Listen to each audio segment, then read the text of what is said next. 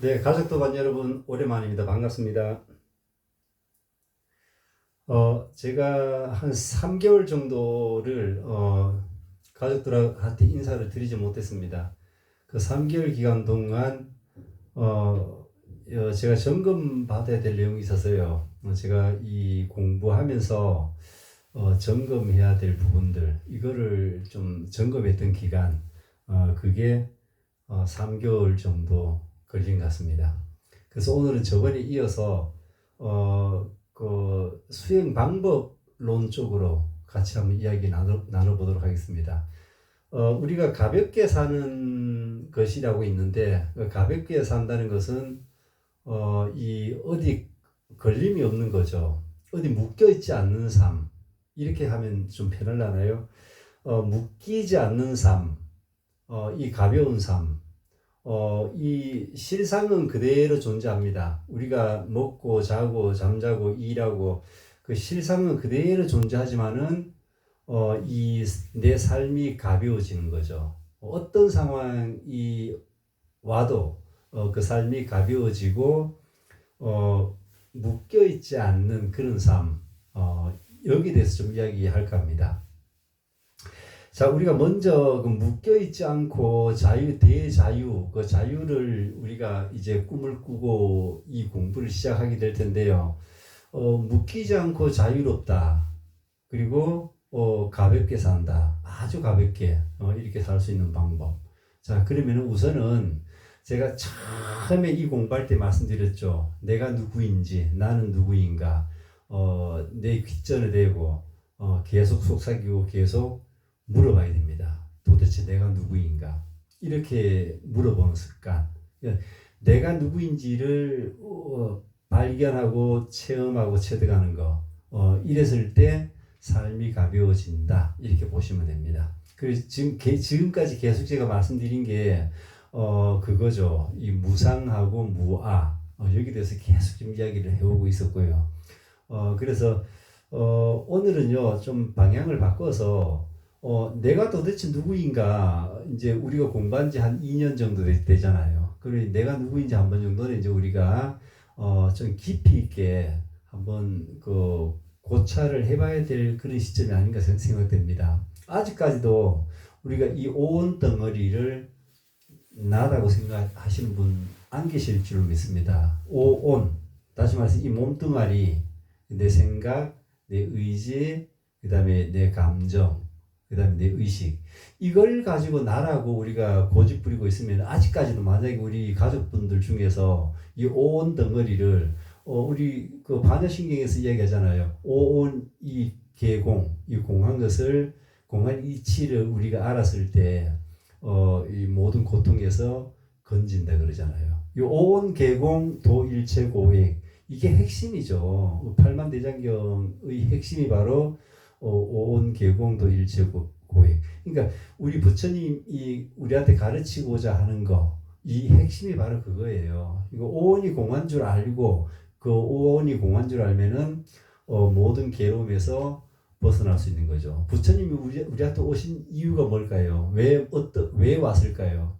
우리를, 이 사바세계 사는 우리를 고통에서 구제하기 위해서 오신 분이 바로 부처님이에요. 예수님도 마찬가지예요. 똑같습니다. 그러니까 이런 걸 이 괴로움 바다에서 우리를 건져내기 위해서 오신 분. 부처님 우리한테 그거 하나 가르치려고 지금까지 2500년 동안 부처님께서 대접을 받고 계시는 거죠. 자, 그래서 오늘은요, 그 나는 누구인가를 다시 한번 우리가 한번 되새겨 보도록 하겠습니다. 제가 한번 질문을 해볼게요. 누굽니까? 당신이 누구십니까? 라고 물었을 때 뭐 이렇게 대답하죠. 뭐 기운이 아빠입니다. 이렇게 하는 거죠. 그리고 부처님이 아마 내 옆에 계시면은 부처님은 저한테 이렇게 말씀하실 거예요. 나는 너에게 네 혈통을 물어본 적이 없다라고 이렇게 대답하실 거예요. 그 다시 나는 누구입니까? 라고 하니까 나는 효림주간보센터장입니다. 이렇게 또 대답을 할 수 있죠. 내 직업을 얘기했었잖아요. 부처님 옆에 계시면 뭐라고 하겠어요? 뒤통수를 한 대 때리겠죠. 나는 너한테 너 직업을 물어본 게 아니다라고 할 거예요. 나는 누구인가? 김혜숙의 남편이다. 저는 김혜숙의 남편입니다. 그 부처님 옆에 계시면 뭐라고 하겠어요? 또 나는 네 가족관계 물어본 적 없다라고 하겠죠. 그러면은 나는 권오일입니다라고 대답했습니다. 그 부처님 옆에 계시다 뭐라고 하겠어요? 나는 네 이름을 물어본 적이 없다라고 하시겠죠. 우리가 나라고 하는 거를 이렇게 자기 직업을 이야기하고 누구의 뭐 가족 관계를 이야기한다거나 자기 이름을 이야기한 보통 그렇게 하잖아요. 우리 60년 동안 그렇게 살아왔습니다. 이게 난 줄 알고 그렇게 살아온 거예요. 자, 그러면은 이 진짜 나는 도대체 뭔가 우리 금강경에서도 이야기하죠. 그 이름이 그냥 붙여고 이름이 중생이라고 하잖아요. 그 이름이에요, 이름. 그거는 뭐 누구 아버지다, 나는 뭐다, 뭐 하는 거 우리가 알고 있는 나라고 하는 이 거저 껍데기는 다 이름을 가지고 이야기하는 거예요. 그렇기 때문에 진정한 우리가 찾고자 하는 나는 누구인가 이 묻고 할 때 그 주인은 아니 본질은 아니라는 거죠. 우리 계속 거저 껍데기만 가지고 계속 나라고 우겨왔습니다. 이렇게 해서 몇 년 살아왔습니까?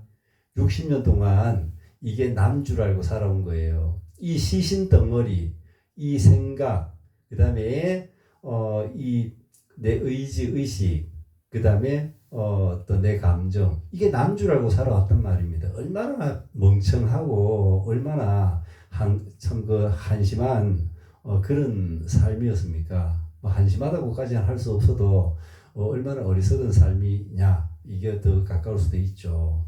이게 남 줄 알고 살아왔기 때문에 내 몸이 조금 아프면은 온 세상이 다 무너지는 겁니다. 그리고 내가 가졌던 것이 뭐가 없어지면은 온 세상은 다 무너지는 것처럼 그런 괴로움 속에서 우리가 살아왔습니다. 전혀 상관없습니다. 전혀. 예. 이 나라고 하는 것은요, 나라고 하는 이 본성, 본질은요 전혀 상관없습니다. 예. 근데 우리는 이 꿈 같은 꿈 속에서 일어났던 그런 일을 가지고 사실인 양, 진실인 양 그렇게 알고 살아왔습니다. 이 오온이라고 하는 덩어리, 5가지 덩어리죠. 이 5가지 덩어리를 나라고 믿고 살아왔기 때문에 우리는 뭐가 달라붙어요? 거기에 따른 과보로 괴로움을 받고 있는 것, 받을 수밖에 없는 거죠. 그렇습니다. 그래서 우리 부처님께서 사바세계다 이렇게 말씀하셨습니다. 사바세계. 사바세계는 고통의 세계다 이 소리입니다.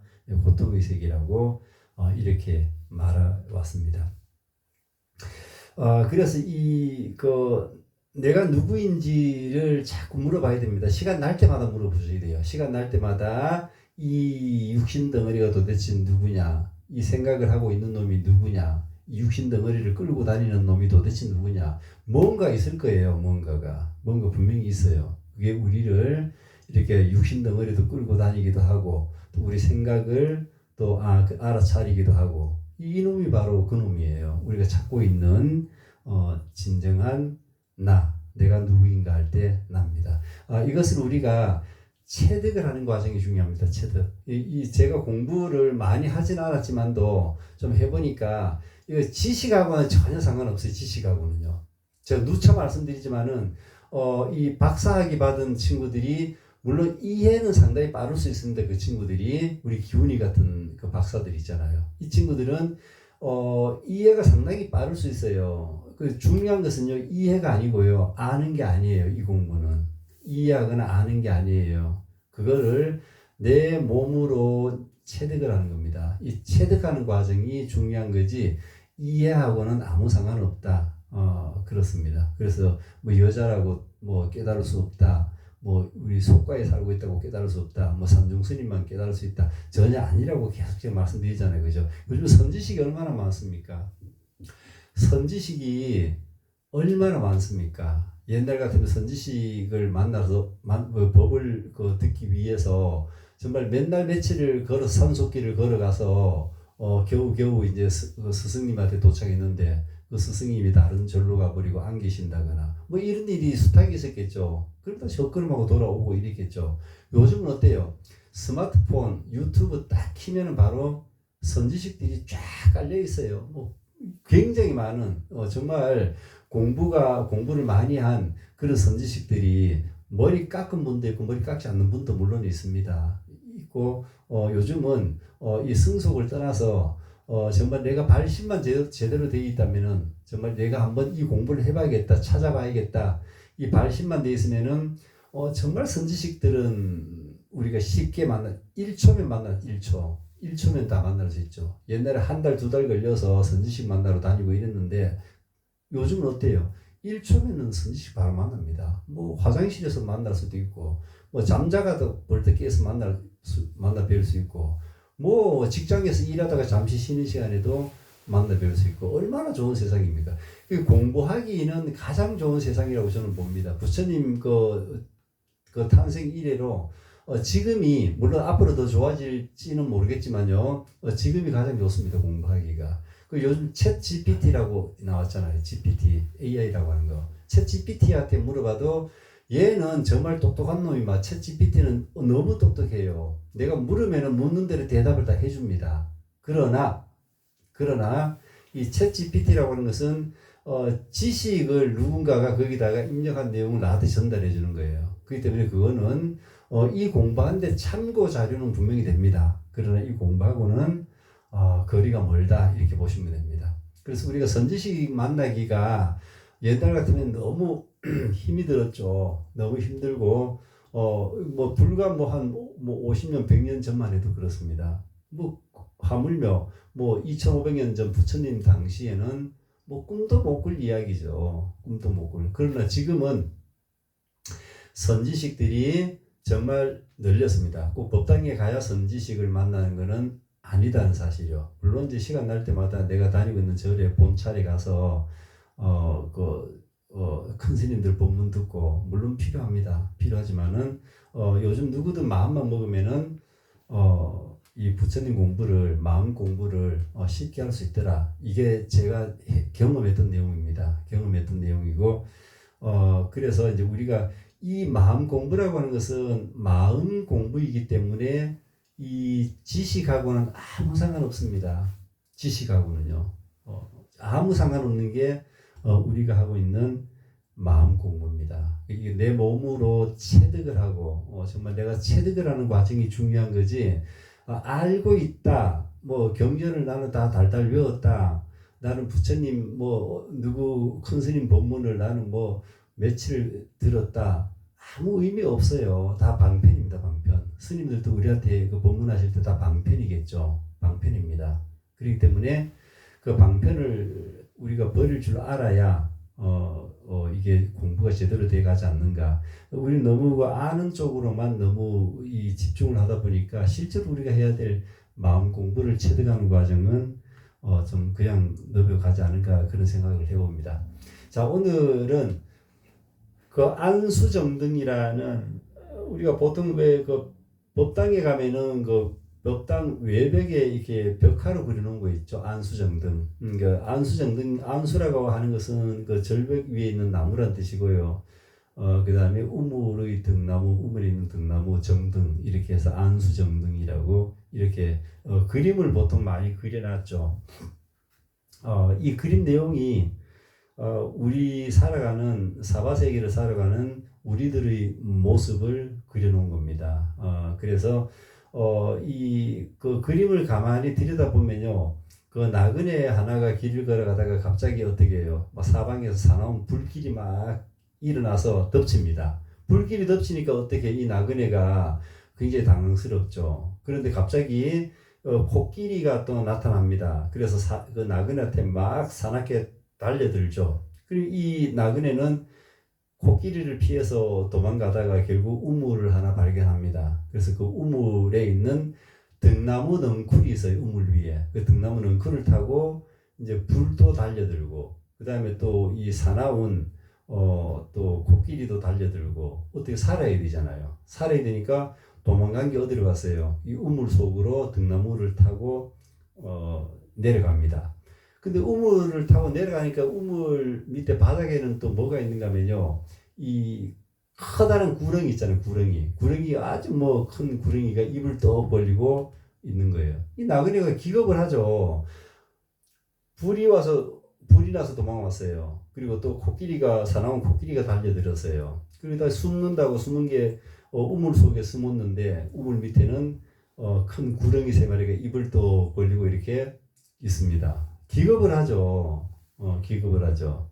그리고 다시 등나무 넝쿨을 잡고 이제 이렇게 위로 올라가 보니까 또 등나무 위에는 뭐가 있어요? 또 독사 네 마리가 또 해를 낼름거리면서 있습니다. 얼마나 이게 무서워요. 자, 이제 내려갈 수도 없고 올라갈 수도 없는 그런 처지가 되어버렸죠. 그 등나무 넝쿨을 이제 꽉 잡고 이렇게 있는데 힘이 다 빠졌어요. 힘이 다 빠져서 이제 떨어지기 직전입니다. 그런데 그 위를 쳐다보니까 등나무를 갉아먹고 있습니다. 누가? 쥐 두 마리가, 흰 쥐 한 마리하고 검은 쥐 한 마리, 이 쥐 두 마리가 등나무를 막 번갈아 가면서 갉아먹고 있습니다. 그러니까 이제는 이 나그네가 어떻게 해요? 죽을 수밖에 없다는 이제 그런 절체절명의 순간이 온 거죠. 그런데 위에 등나무 옆에 있는 벌집이 하나 있어요. 벌집에서 꿀이 한 방울씩 똑똑 떨어집니다. 그래서 이 나그네는 지금 코끼리한테 쫓기고 불이 쫓기고 밑에 독사 있고 위에 독사 있고 아래에는 또 이 큰 구렁이가 또 달려들고 또 위에는 또 이 내 등나무를 갉아먹는 쥐 생쥐가 두 마리. 등나무 갉아먹으면 등나무 떨어지면 어떻게 해요? 뱀한테 물려 죽는 거죠. 그 구렁이한테 물려 죽잖아요. 뭐 그런 상황입니다. 이런 상황에 절체절명의 이 순간에 이 나그네는 머리 위에서 떨어지는 꿀방울이 떨어집니다. 꿀방울이 떨어지니까 입으로 들어가니까 어때요? 달콤하죠. 그래 그걸 즐기고 있는 거죠. 그 꿀 맛에 빠져가지고 이 두려운 상황은 까맣게 잊어버리고 이 꿀 먹는데 온 정신이 팔려버린 거죠. 자, 이 이야기는 이 안수정등 절에 가시면요, 이렇게 외벽화 그려놓은 거 있죠. 법당 외벽에 보면은 이 벽화를 그려놨죠. 이 벽화를 보면은 오늘 제가 말씀드렸던 걸 꼭 좀 한 번 정도는 기억을 해보시는 게 좋지 않은가 생각됩니다. 이게 우리 모습입니다. 이게 우리 어리석은 사바세계를 살아가고 있는 우리 중생들의 모습이라는 거죠. 그러니까 이 욕망을 쫓아가는 인간의 삶을 이렇게 안수정등에다 비유해 놓은 겁니다. 들판에 이 번지는 불이 있잖아요. 처음에 그죠? 이 들판에 번지는 불은 우리 삶 속에 일어나는 끊임없는 욕망을 이렇게 불로 표현해 놓고요. 그 다음에 등나무 넝쿨은 이 목숨을 의미하는 거고요. 그 다음에 코끼리라고 하는 동물은 우리 생명, 죽음을 의미하는 거예요. 죽음이 막 달려오는 거예요. 코끼리가 달려온단 말은 죽음이 자꾸 우리한테 달려와요. 그래서 이 죽음을 피해서 도망가서 숨은 게 우물에 숨었잖아요. 그죠? 이 죽음을 뜻합니다. 그 다음에 이 목숨은 밤과 낮을 뜻하는 그 두 마리 쥐에다 비교하고, 흰쥐는 낮이고 검은쥐는 밤이 되겠죠. 이 쥐 두 마리가 잠시도 쉬지 않고 계속 갉아먹고 있잖아요. 뭘 갉아먹고 있어요? 이 쥐가 우리 목숨을 계속 갉아먹고 있는 거죠. 그렇게 보시면 돼요. 그 다음에 그 세 마리의 구렁이, 우리 저 우물 바닥에 아까 있었죠. 내가 몸을 피해서 등나무를 잡고 내려가는데 우물 바닥에는 구렁이가 세 마리가 있잖아요. 그 탐진치 삼독을 이야기하는 겁니다. 탐진치 삼독이 또 탁 기다리고 있고, 그 다음에 위에 보니까 독사 네 마리가 있었죠, 그죠? 그 독사 네 마리는 우리 몸을 뜻하는 지수화풍, 이 4대를 말하는 거죠. 지수화풍 4대를 네 마리 독사에다가 이렇게 나타내고, 그 마지막에 자기가 죽기 직전 그런 절체절명의 순간에 위에서 꿀이 떨어지죠. 꿀방울이 똑똑똑 떨어집니다. 5방울이 떨어져서 그거 먹고 거기에 완전히 빠져버렸죠. 이거는 우리의 감각적 쾌락, 다시 말해서 우리 인간들의 오용락이라 그러죠. 이 오용락을 그렇게 표현한 겁니다. 우리는 삼독에 빠져서 이 무상의 깨달음을 이루지 못한 채 다가오는 죽음이 바로 앞에 막 다가옵니다. 그런데도 오용락, 꿀방울이 떨어지는 그 꿀 달콤한 맛에 빠져가지고 자기 그 목숨이 죽는 줄도 모르고 그렇게 우리는 살아가고 있습니다. 이게 우리 모습입니다. 이게 우리가 살아가고 있는 모습입니다. 그래서 우리는 우리가 잘 산단 말이 무슨 말일까요? 잘 산단 말은요, 저는 그렇게 생각합니다. 행복하게 사는 것이다. 이렇게 행복하게 사는 것은 남에게 피해를 주지 않는 게 행복하게 사는 겁니다. 그러면서 자기가 행복해야죠. 남한테 사기쳐서 남을 피해를 주고 내가 행복한다. 이거는 행복이라고 할 수 없는 거죠. 그래서 이 행복하게 사는 것이 우리 삶의 목표입니다. 어떻게 보면요. 그러나 이 행복하게 사는 것은 또 가만히 들여다보면은 어디에 묶여 있지 않는 삶, 가볍게 사는 거죠. 아주 가볍게 사는 것. 이걸 우리는 행복하게 산다 이렇게 이야기한다고 이건 제 생각입니다. 저는 그렇게 생각을 합니다. 그래서 우리가 잘 우리가 살아간다. 너 참 잘 살았다라고 하는 것은요. 이 가볍게 살아가는 사람들이 잘 사는 거죠. 이 가볍게 사는 사람들은 남한테 피해를 주지도 않습니다. 주지도 않고 그러면 우리 가볍게 살아가는 사람들은 외부 환경이 막 내가 원하는 대로 바뀌어가지고 행복해지고 가벼워진다. 전혀 그거는 아니라고 봅니다. 내가 뭘 잘못해서 진짜 그런 아주 안 좋은 그런 상황에 처했다 손치더라도 면허증이 반납이 된다거나 내가 갖고 차가 누가 다 부셔버렸다거나 차 사고가 났다거나 등등 해가지고 이런 외부 환경들은 바뀌지가 않습니다. 내가 지금 너무 가난하게 살고 있는데 그 가난한 게 갑자기 부자가 되고 이 외부 환경은 바뀌지 않습니다. 하지만 이 가볍게 살아가는 방법들 이거를 우리가 한 번 정도는 생각해 봐야 되지 않는가 이렇게 생각을 합니다.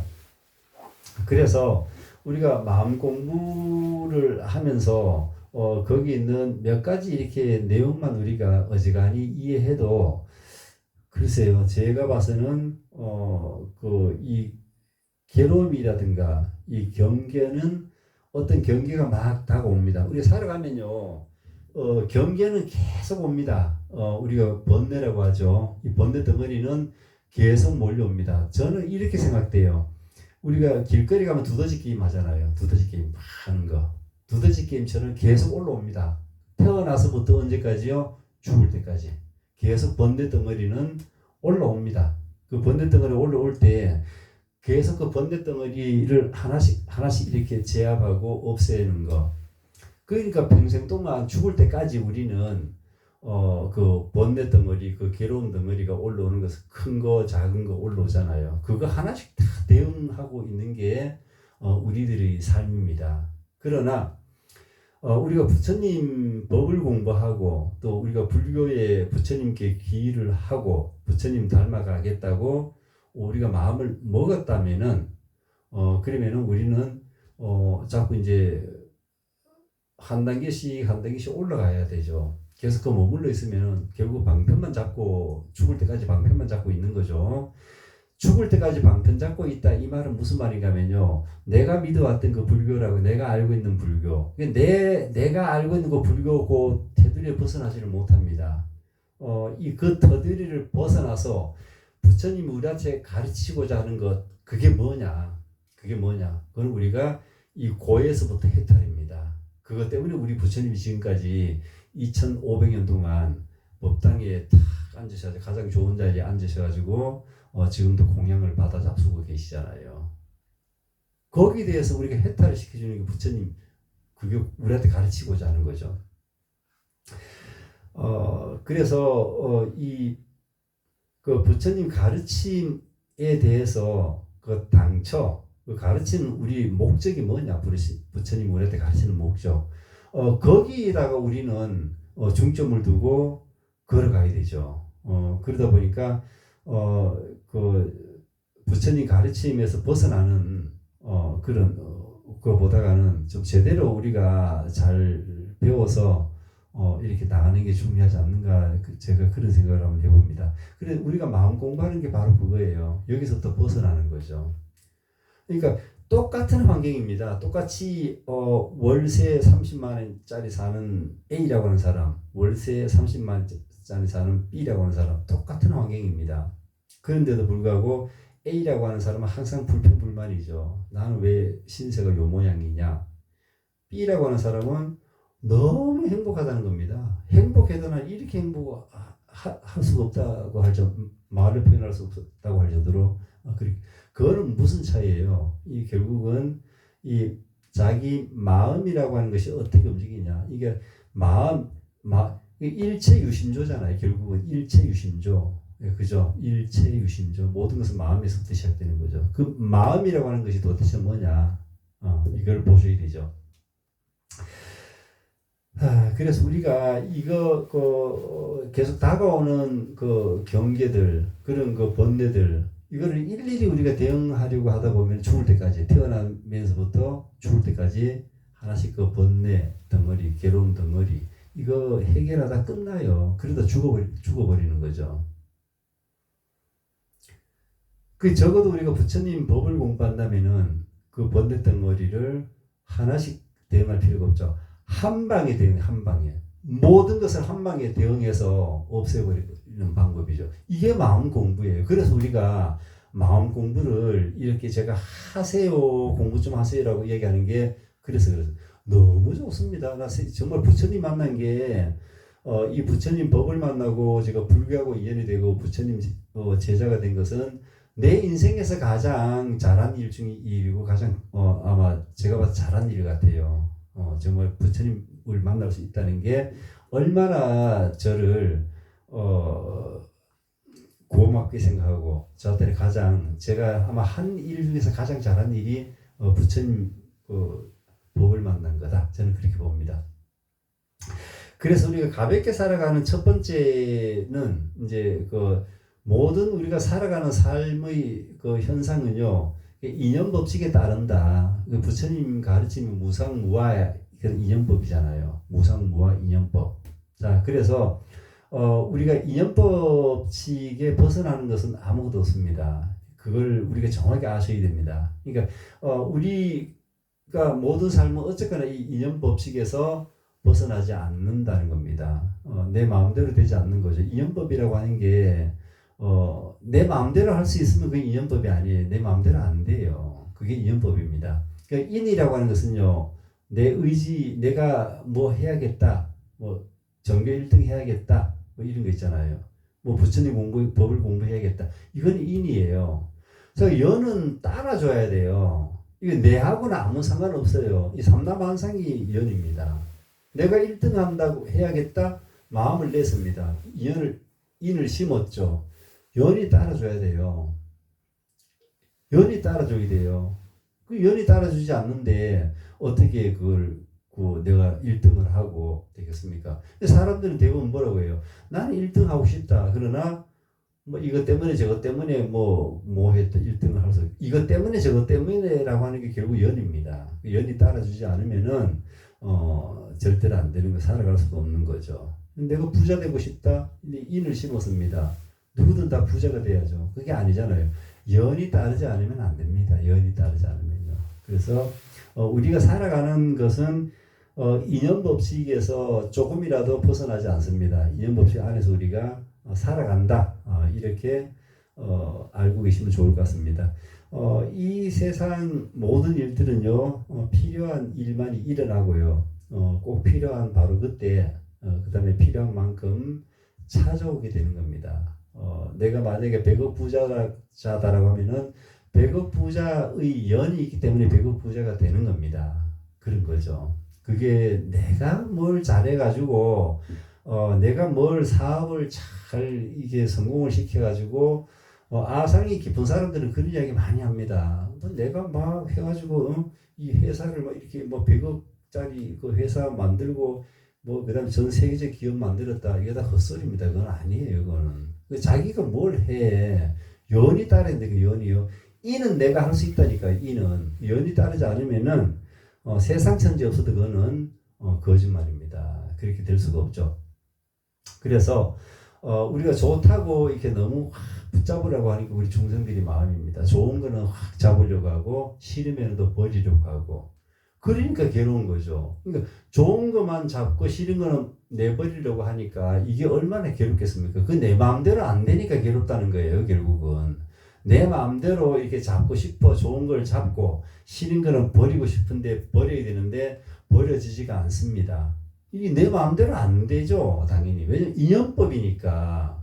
이는 내가 할 수 있지만 여는 내가 할 수 있는 일이 아니라는 겁니다. 그래서 우리는 그 인연법을 생각하지 않고 그냥 그리가 괴로운 거죠. 인연법을 딱 보면 그걸 있는 현상 그대로 우리가 보면 돼요. 보면 괴로울 게 아무것도 없습니다. 근데 있는 그대로 못 보는 거죠. 자기 아상에 잡혀가지고 내 뜻대로 뭐 돼야 되는데 이런 생각만 하고 있죠. 얼마나 괴로워요. 그 삶이 무겁죠. 삶이 얼마나 무겁고 힘이 들겠습니까? 뭐가 잘못되면 다 내 탓이잖아요. 그죠? 잘못해.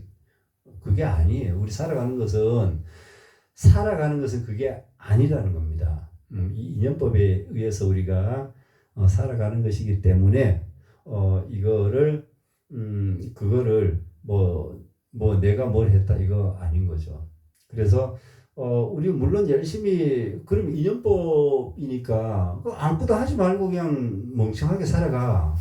어차피 인연 따라 사는 건데 그게 부처님 가르치면 그게 아니에요. 그게 제가 한번 그때 우리 지륜 스님한테 한번 이거 이야기했다가 한번 혼난 적이 있는 것 같아요. 제가 한 15년 전에 스님한테 이렇게 했어요. 스님, 우리 불교를 믿는 국가들 미얀마라든가 방글라데시라든가 부탄이라든가 이런 나라들은 이 불교 국가들은 왜 다 가난하게 살아가는가 이걸 제가 가만 생각해 봤더구만 이 내려놓고 버리고 뭐 이런 거 해서 그래서 이 사람들이 다 가난하게 살지 않습니까? 라고 질문 드렸는데 스님한테 제가 한번 심하게 얻어맞은 적이 있습니다.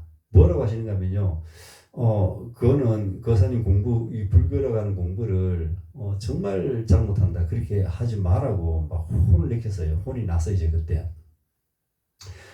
그래서 우리가 뭐 깨달은 마음 공부한다면은 뭐 그냥 물 흐르는 대로 뭐 살아간다.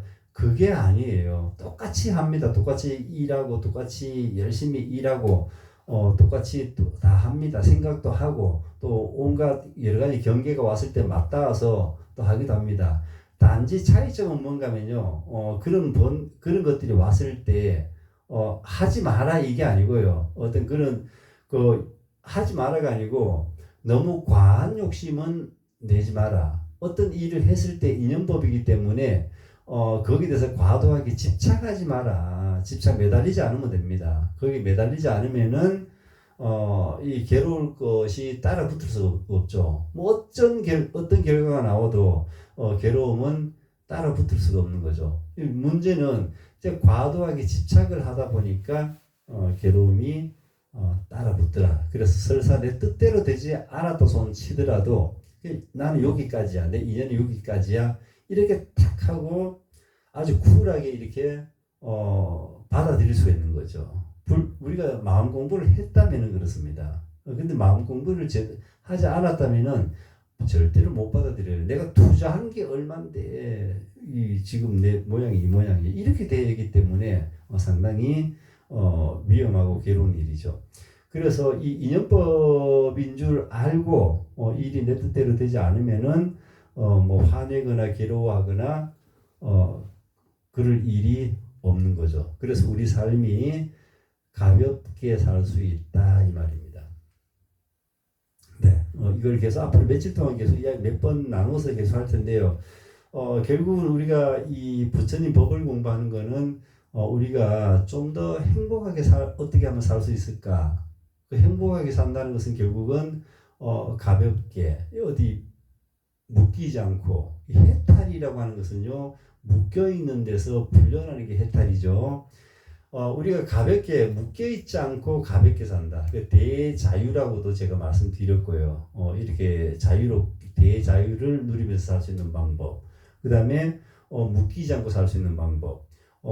이게 행복한 삶이다. 저는 그렇게 봅니다. 그래서 이제 앞으로 공부할 내용이 이렇게 가볍게 사는 방법에 대해서를 가지고 계속 공부를 좀 해나갈 생각입니다. 제가 우리 그 세장에 있는 새를 볼 때마다 참 그 안타깝게 생각합니다. 이 세장에 있는 새는 자유롭게 이 창문을 홀홀 날아다녀야 될 분들인데 어떤 인연인지 몰라도 집안에 갇혀가지고 그 좁은 공간에 갇혀가지고 주는 먹이 먹고 그래서 그게 나는 그 아이들이 행복한가 생각합니다.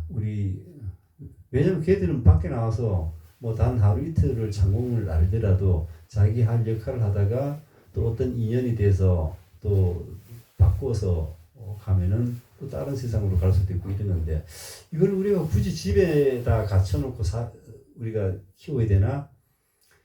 요즘 한참 그 반려견 많잖아요. 반려견 잘못 건드리면 큰일 납니다. 그래서 이 반려견도 마찬가지 같아요. 우리 인간이라고 하는 욕심이 참 얼마큼 대단하고 악랄한지 우리가 다시 생각합니다. 우리 인간 욕심이잖아요. 그 아이들은 자유롭게 네 발 달고 이 땅에서 자기 마음대로 똥도 주워 먹고 이렇게 하면서 살아가야 될 아이들인데 뭔 인연이 됐는지 또 우리 집안으로 다 들어왔습니다. 우리 반려견이 천만 명이 반려견이 1000만 마리가 넘습니다. 정말 이게 글쎄요. 앞으로 그게 우리가 인간들이 정말 잘하고 있는지 그건 잘 모르겠습니다. 저도. 근데 그건 좀 아닌 것 같긴 해서 제가 갑자기 생각나서 말씀드립니다. 우리가 부처님 법을 공부한다라고 하는 것은 묶여 있는 데서 우리가 좀 더 벗어나고 그다음에 아까 두더지 게임 이야기했잖아요. 두더지 게임 막 하나하나 이렇게 괴로움 뭐 하나 올라오면 하나 또 해결하고 또 내일은 이거 해결하고 또 3달 뒤에는 이거 해결하고 이거 해결하다가 죽어요. 태어나서부터 이거 해결하다 보면 끝납니다. 인생. 그게 아니고 우리 마음 공부라고 하는 것은 이 두더지 게임이 아니에요. 그러니까 정말 이거 정말입니다. 정말 이거를 이 올라오는 번뇌 덩어리라든가 이 살아가면서 괴로운 것을 정말 잘만 우리가 이렇게 잘 보기만 하면은 그걸 잘 정견으로 잘 보기만 한다면은 괴로움이란 자체가 원래 없는 거예요. 괴로움이 자체가 없는 건데 우리는 괴롭다 어쩌다 저쩌다 뭐 이걸 해결해야 된다 저걸 해결해야 된다 해결해야 될 것도 아무것도 없습니다. 아무것도 없어요. 해결할 게 아무것도 없어요. 아무것도. 그러나 우리 이 생각이라고 하는 거 분별이라고 하는 것들이 내 스스로 만드는 거죠. 그래서 우리가 자승자박한단 말이 바로 그 말이에요. 내 스스로를 묶어버린 거예요. 이렇게 내 스스로를 꽉 묶어놓고 그걸 또 풀려고 하니 얼마나 괴롭겠습니까?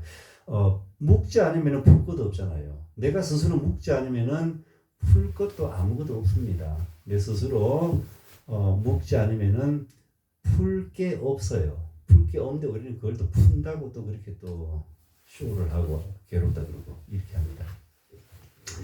자, 오늘은 여기까지 하도록 하겠습니다. 우리가 가볍게 산다는 것은 결국은 부처님 법을 잘 쓰시는 분들이에요. 부처님 법을 잘 쓰시고 정말 마음 공부라고 하는 게 그냥 학교에서 하는 그런 지식 공부하고는 이거는 비교가 안 됩니다. 지식 공부하고 같은 선상에 놓을 수 없는 그런 거죠. 그래서 이 가볍게 사는 거에 대해서 앞으로 조금씩 종종 제가 이야기를 해나가도록 하겠습니다. 자, 오늘 여기까지 하겠습니다. 감사합니다.